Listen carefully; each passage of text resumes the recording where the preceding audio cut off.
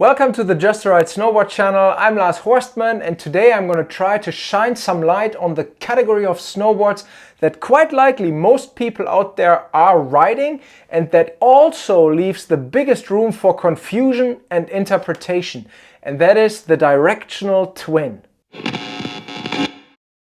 My intention for today was actually to make an episode about how to read a spec sheet and how to buy a snowboard if you can't actually physically go into a shop and you're forced to buy it online. You can't talk to a shop employee that might fill you in with some real good inside knowledge.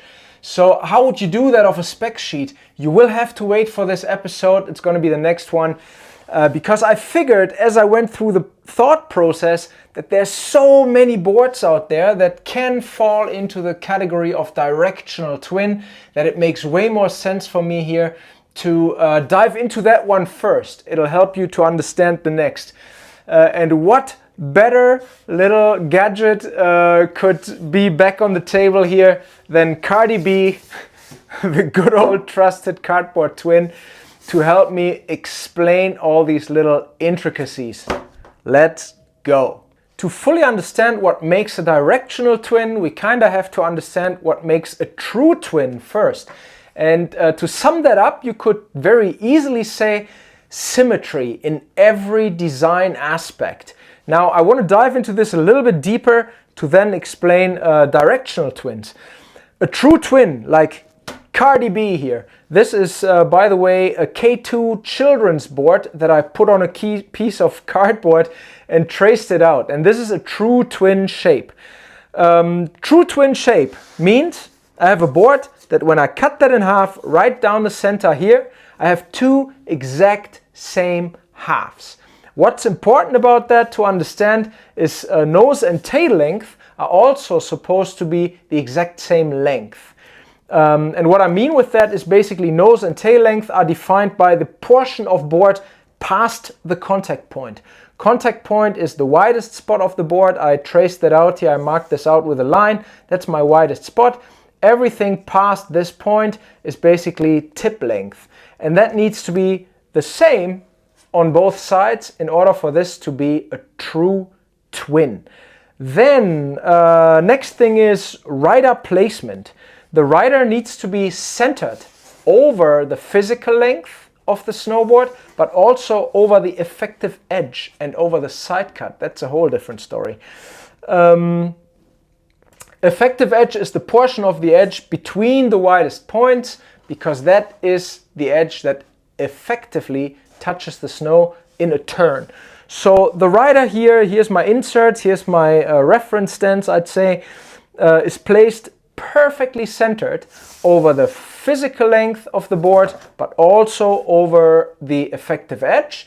And here comes the next thing. Side cut needs to be symmetrical, and therefore the rider is also in the center of the side cut in this very example. What I mean with symmetrical side cut is, so there's boards that have side cut radii that are made of various side cut numbers. So let's say you could make a board that enters turns a little bit mellower by giving the board a larger side cut radius, a larger curve right here in the front, close to the nose, and then tighten it up a little bit in the center. And if you wanted to, you tighten it up a little bit more towards the tail. So that would be three numbers that get blended into one nice smooth curve, and that would be called a progressive side cut.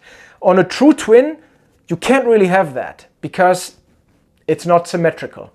So if a company decides to actually put multiple radii into the side cut of a true twin, it needs to be done symmetrically. And that means if you want the tips to have a larger radius, let's stick to whatever, 9 meters here, both tips need to have the 9 meters that then gets tighter symmetrically towards the center to maybe meet 7 meter 80 or something like that. If that's not given, sometimes when you read in a spec sheet side cut numbers, Ride and K2 I believe do that pretty well. They state all the numbers that are blended together. So if you read 3 different numbers, I hope they would list them tip to tail rather than tail to tip. then you will get an idea of the side cut. So if you see something twin-like and you read various numbers and they aren't listed symmetrically, that's not really a true twin. So in this case, radial side cut, so it's just a single radius that is applied here, and the rider is centered over it. Next thing would be taper. There can't be any taper. What is taper? Taper is when your tail is actually narrower than the nose. And this board has equal tip and tail width, therefore it falls under, you know, a twin category of sorts. And because everything else is also symmetrical, Cardi B clearly qualifies as a symmetrical twin.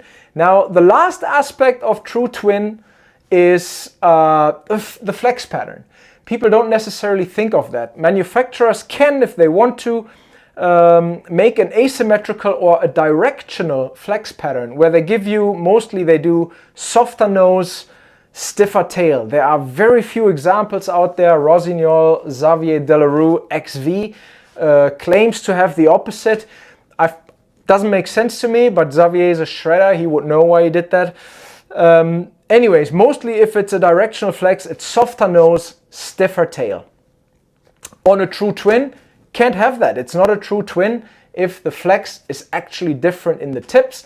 It would lead to a board that rides switch differently from riding in its main direction. So you can't have that to call it a true twin. So that's basically all the things that define a true twin.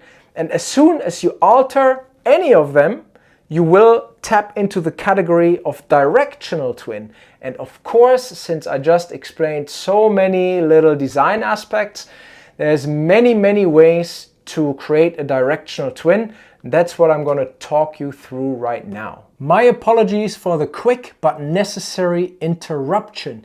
If you think that my efforts here are worth your support, you can support me monetarily on a little tipping platform called buymeacoffee.com. My link there is buymeacoffee.com/justaride.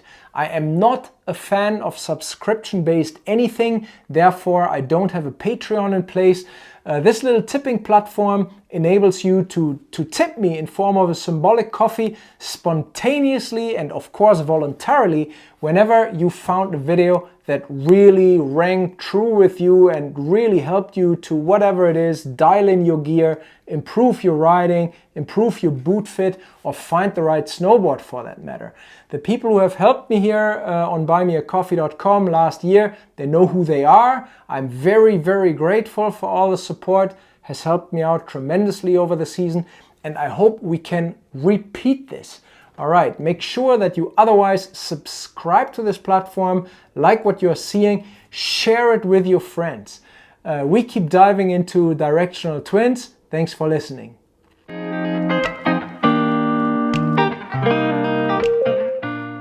I'm going to start with those alterations of a true twin that really only change the ride very mildly and only mildly move you into the realm of anything directional. So the biggest issue with true twins is that they don't perform very well in powder, right? Like they don't float that well because you're right in the center of the board. It's difficult to sink the tail and get the nose up. And I just, with saying sink the tail, I just said something that I heard from Jeremy Jones once in an interview, Big Mountain Jeremy Jones. I think he nailed it. He said something along the lines of, if you have to ride a true twin in powder, pick a shorter one. Very counterintuitive, because a longer board would obviously float better. But his argument, and I thought that was really smart, and I had never thought of it, his argument was on a shorter twin, you have an easier time sinking the tail. And it's not necessarily you're not trying to actively get the nose out, you're actually trying to get the tail down. And that's actually a really smart thought I found. So anyways, to counter this lack of pow performance, because there's lots of people out there who are more on the freestyle end of things, but then of course when it dumps, you do want to dive into some fresh pow. So companies do stuff like they elongate the nose. And what that means, here again, the portion past my line, past the widest point, That's your nose. When you make this, you could make that 5 centimeters longer. It wouldn't change anything here, right? If you're riding hard snow, you are still in the center of the side cut. The flex is still a twin flex. Everything is super twin-like. You could say the board's swing weight is going to change because one tip is heavier than the other. But otherwise, you know, whatever. So companies don't go that far. They basically just elongate it by 1 or 2 centimeters, something like that. They might even change the outline a tiny little bit, suggesting an asymmetrical shape, like not a true twin shape. But that would not really affect the twin performance of a board and possibly give you a little bit better lift. The next step, one step further towards directional, would actually be moving the rider back instead of elongating the nose. So I think that's a more effective way, back to Jeremy Jones's quote, because it actually shortens the tail. Now I'm no longer in the center of the side cut and in the center of the physical length of the board. So therefore it's less twinish, right? So I've moved more towards directional. But it would probably make more sense if you were thinking of riding powder. I think up to 20 millimeter setback, I don't notice that very much. That's about the cutoff line where I start looking down onto the board and my feet and be like, man, I think I'm a little set back. But 20 mil is not that much. Like if it's 10 mil setback, I want to say you're not going to notice unless you're like hypersensitive. The real way on a board with a twin flex to notice setback is actually, and eventually if you go far enough, a change in stiffness. Because what happens, moving yourself back on board shortens the tail, elongates the nose, relatively speaking, and therefore the tail becomes stiffer. If you take the exact same piece of wood in a short and in a long length, of course the long length is going to bend, the short length is not going to bend. So that's what's eventually going to happen when you move far enough back. So you would notice that physically. That would be the second one. The third way to alter this is a combination of the two I just explained. And there's a board out there that pops into my mind that I've ridden more than once. The Nidecker Merc. I want to say it's almost rated as a beginner board, or maybe like, you know, just about intermediate. It's a lower price point board that is actually packing a lot of ride quality into a pretty cheap design. I didn't like the base as much as it was fast enough. It wore down super fast, like it got thinner, making the board edge high. That wasn't that good. Probably quite a soft P-Tex. But anyways, the ride quality of the board, super versatile, and they did exactly that. They took a twin platform, moved the rider back by 1 centimeter, that's nothing, and elongated the nose also by 1 centimeter. And that made it a directional twin, and they're calling it a directional twin, so that's great, right? And that's a board that I think can work for lots of people who are undecided as to what they want to do, and they anyways only get to ride like 7 days a year. You know, that kind of thing, pretty cheap, an intelligent, versatile shape that could probably do the job for you. So that's another step further away from a true twin.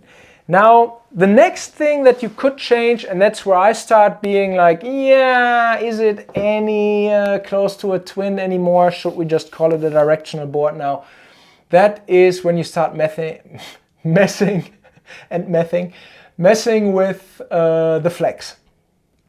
Once you put a directional flex pattern on any board, I think we are no longer able to talk about a twin. However, snowboarding industry is a bit of a wild mix and a blur out there. So therefore, it's better for you, instead of simply reading the category that the company puts it in, read the description, read the specs sheet, try to make sense of these little design attributes that I'm explaining here, and figure out how much of a directional twin that thing really still is. If you take a fully symmetrical twin and you give it a really soft nose and a stiff tail, that's clearly gonna ride differently, switch, and I don't think you can call that a twin anymore, but some companies do. Then, to me, the cutoff line is as soon as you go tapered. If you make a tail narrower than the nose, there's one, and you keep the rider in the center, like on this guy here, there's one thing that happens. The rider is no longer centered over the side cut, as much as the rider is still centered over the overall length and over the effective edge. This is something that has its own deep dive on my channel. I'm gonna pop up this video here. It's my video about tapered shapes.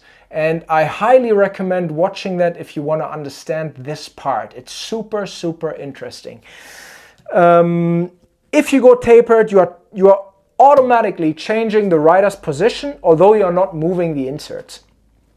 And therefore, there's no way you should or could call that a twin as soon as the board is tapered. However, here's an example. The first Capita Kazu, I'm not sure whether that is still the case, was called a tapered twin.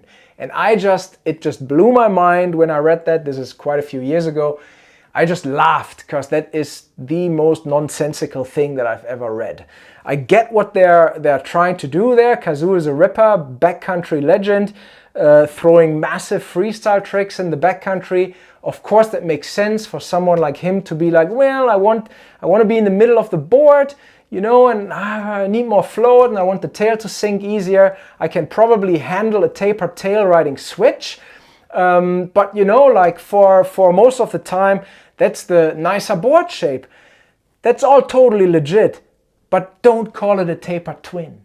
It's just not a twin by any means. To finish the episode, I'm just gonna show you 3 different examples from different manufacturers and their spec sheets on their directional twins. And we're also gonna look at what they're saying about the boards in the description.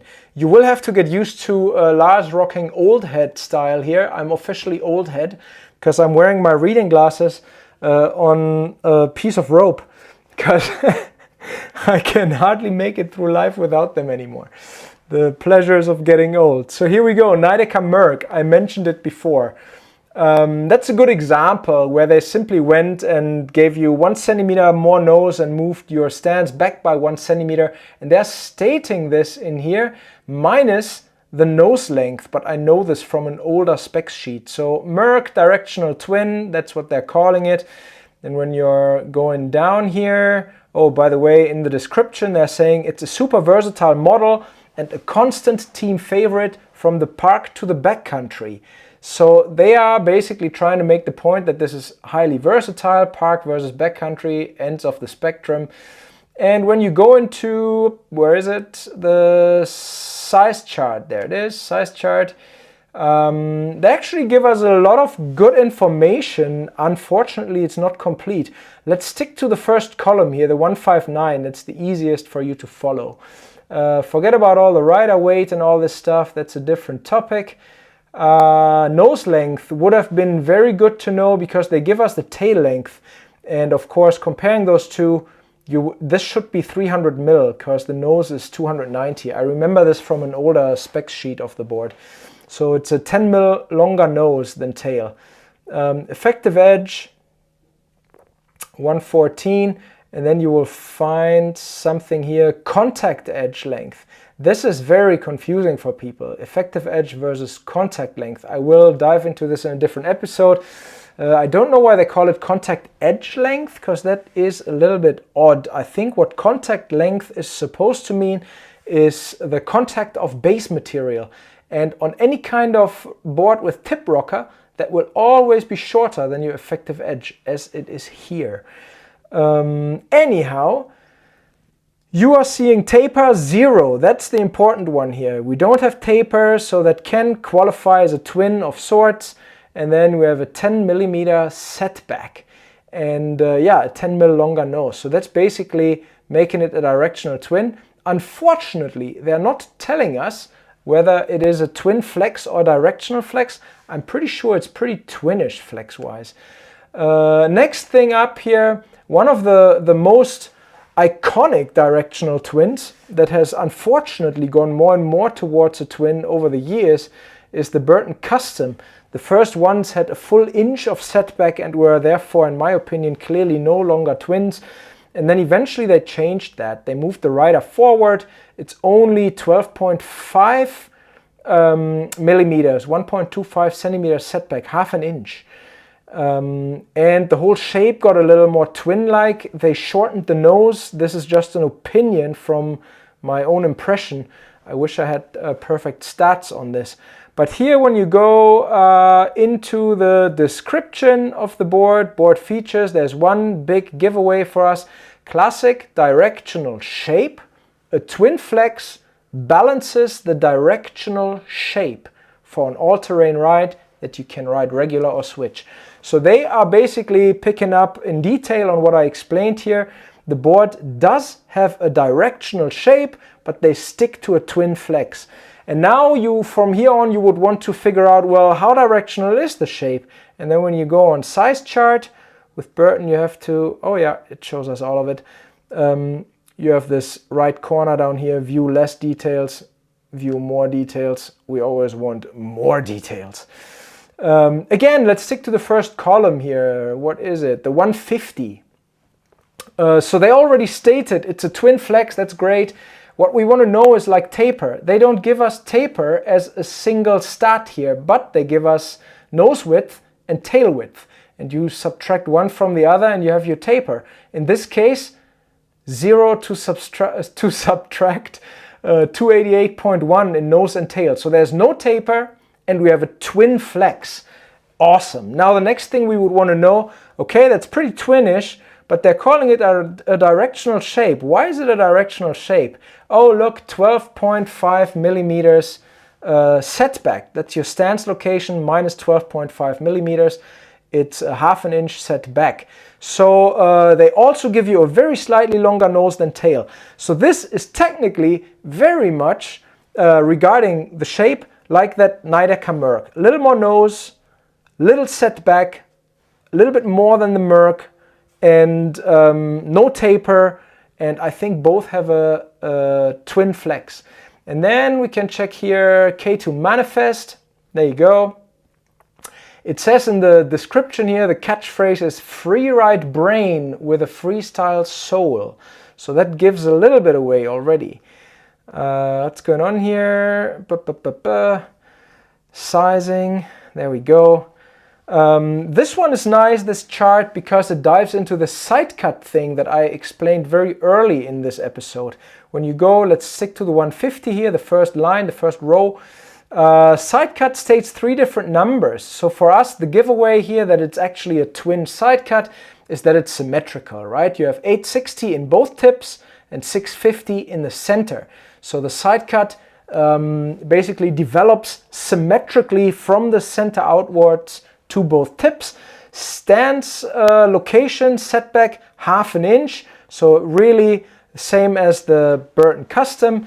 And also on this one, when you see this board in person, you will very easily be able to see that it's a longer nose than tail. So same thing, all 3 boards follow the same kind of principle. They give you a bit more nose, a tiny bit of setback, and the first 2 clearly are twin flex. The manifest, in my opinion, so they changed the board a little bit over the years. The first ones that I've tried, I want to say, had a little bit of a directional flex to them. Not very heavily, but a little bit. I wonder how that is now. If that was the case, then in case of the manifest, I would kind of argue, like you can see here, the camber, if it is actually like in this graphic, there's more nose rocker going on than tail rocker. So yeah, clearly quite directional. For something that they call a directional twin, this is quite directional, right? So this is clearly moving away from true twin by quite a bit. So when you consider all the different ways a manufacturer can design a directional twin, the question comes up, are these boards all kinds of foul compromises, or are they actually the holy grail and something that will truly allow for you to do everything anywhere? And the answer to that question really lies in you, the rider. When you consider that the majority of riders out there only get to snowboard 7 to 10 days a year, it's hard to imagine that, you know, everybody just spends all that money on a quiver of 3-4 different snowboards for that short time period on snow. So these boards, being the majority of the market share, I want to say, they are rightfully in that segment, right? Like, most people need a board like this. And your question to answer is simply, are you more of a freestyle inspired guy or more of a freeride inspired guy to pick such an all mountain ride? If you're more on the freestyle side of things, a board like that Nidecker Merc that I suggested, 1 centimeter more nose and 1 centimeter setback, is probably going to do it really well for you. While if you need something burlier, because you find yourself more on the directional side of things, more freeride oriented, but you still like hitting the park every now and then, and you still ride switch quite a bit, something like the K2 Manifest is probably going to do it. So there's tons of boards like those two and anything in between. And yeah, I want to say with the right kind of mindset and a realistic look in the mirror, you should be able to figure out where you sit in that segment. And yes, of course, these boards are compromises. They literally are designed to be a compromise. There's no way that a directional twin will outperform a true powder shape in powder or will outperform a true twin in the rail park. That's just not going to happen. With all these pointers that I've given you here today about directional twins and what makes a directional twin, you should be well prepared to follow my next episode, which is going to be about board specs, about reading a board spec sheet. Why is that important? Many of you do not have board shops close by, and they're forced to pick their boards online out of this maze of thousands of different snowboards. And of course, every company is trying to sell you on something. That's what they need to do with buzzwords, with hype, with catchphrases, and the latest and greatest and the coolest, and you need it because X, Y, Z. But really, you need it because it fits you. And this is what you need to learn to draw out of a spec sheet to make, you know, you will still make wrong or bad decisions, but some things you're not going to get wrong again once you understand how to interpret those numbers. And then from then on, it's a path, right? Like you have to walk that path. I can't tell you which exact snowboard is going to be the best board for you and what you do. There is a bit of a subjective thing in this, and you have to learn as you go, but I will help you here to narrow it down to get it as right as we can guess from in front of a screen. All right, that's what's going to happen here in my next episode. I hope this today was helpful, and until then, we are still far away from hitting snow. Keep working out with my 2 workout videos that I posted here last month. And yeah, hopefully I'll see you here next time. Take care, everyone. Bye-bye.